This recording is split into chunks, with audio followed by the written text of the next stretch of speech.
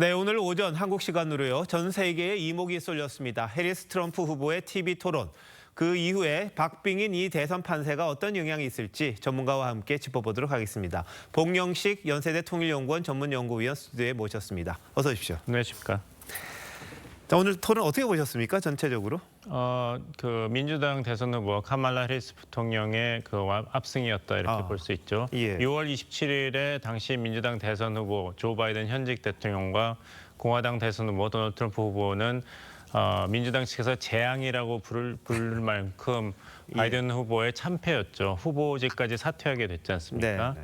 그 정도는 아니더라도 이번에는 대선 후보 토론을 한 번도 해보지 않았던 카말라 해리스 후보가 준비를 잘했고 네. 이번이 벌써 7번째 대선 후보 토론인데 그렇죠. 트럼프는요. 그렇죠. 네. 도널드 트럼프 후보가 그 준비가 부족하고 너무 자기의 감정에 휘둘려서 평정심을 잃는 네. 그런 모습을 보였기 때문에 그 전국적으로 잘 알려지지 않은 카말라 해리스 부통령이 그동안 마음을 정하지 못했던 중도층 유권자들에게는 예. 그래도 대통령으로서의 자격이 있지 않나라는 긍정적인 인상을 심어주는 적어도 네. 상대 쪽에 있는 도널드 트럼프 후보에 비교해서는 그런 긍정적인 계기를 만드는 효과는 있었다고 봅니다. 네.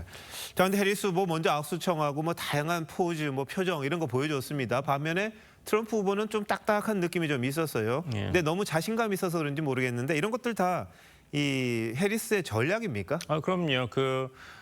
이제 심리학에서 그런 게 있는데 누가 상사냐? 상사는 자기 마음대로 행동하고 약한 사람은 누가 자기 공간을 침범하고 자기 몸을 건드려도 아무 말을 못하는 그런 제스처를 취한다고 하죠. 그래서 입장을 한 다음에 카말라 해리스 부통령이 트럼프 후보의 자리에 가가지고 먼저 악수를 청하면서 예. 카말라 해리스 자기 이름을 얘기하고 자리로 돌아갔죠. 네네. 그것이 벌써 내가 너보다 위에 있다. 나는 너를 마음대로 할 수 있다. 공간까지도 침범을 했으니까요. 그리고 트럼프 후보가 이야기할 때 이렇게 턱을 괴는 모습을 합니다. 그렇죠. 그러면서 예. 웃었죠. 네. 그건 뭐냐면 난 당신이 무슨 횡설수설하고 거짓말한 걸 다 아는데 유리창을 끼고 변명하는 어린 남학생이를 쳐다보는 여자 선생님 같은 표정을 이렇게 하고 있는 것이죠. 네네. 그래서 거기서 트럼프 후보는 잘 보시면은 한 번도 카말라 해리스 부통령을 쳐다보지 않고 90분 동안 얘기했습니다. 그랬군요. 앞만 보고. 예.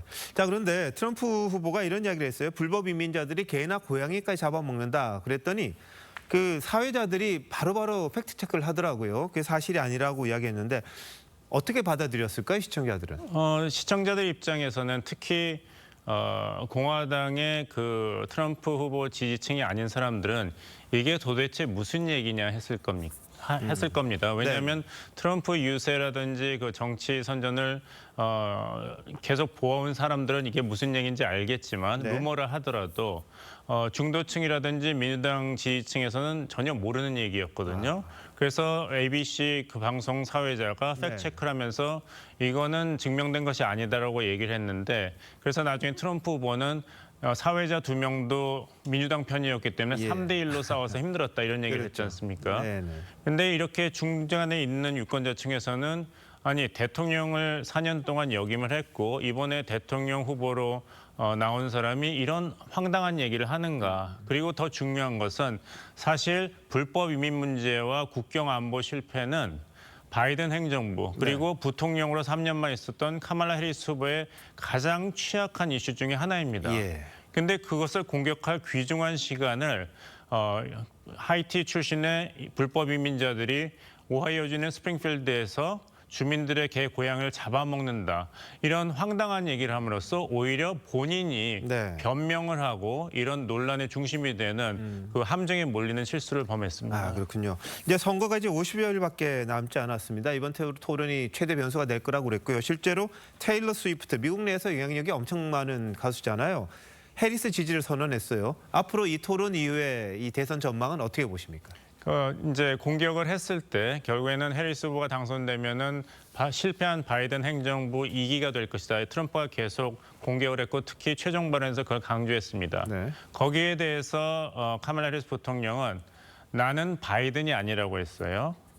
또 나는 트럼프도 아니다라는 얘기를 했습니다. 뭐냐면은 78세, 80세 고령의 구시대 정치인이 아니란 거죠. 그래서 새로운 시대로 전진하는 대통령이 되겠다고 얘기했기 때문에 네. 테일러 스위프트 같은 신세대를 대표하고 2억 명이 넘는 팔로워를 가진 사람이 인도스해줬다는 것은 네. 그만큼 카말라 해리스는 새로운 정치, 미래를 대표한다 이러는 이미지를 구축하는 데 도움이 되겠죠. 하지만 알겠습니다. 변수는 예. 만약 경제 위기가 11월 5일 선거 전에 나온다면은 네. 바이든 행정부 심판론이 다시 강해질 것입니다. 알겠습니다. 지금 대선 그러니까 토론 이후에는 상당히 분위기를 탈 것 같은데 경제가 하나의 변수라는 거군요. 그렇습니다. 네, 봉 의원님 잘 들었습니다.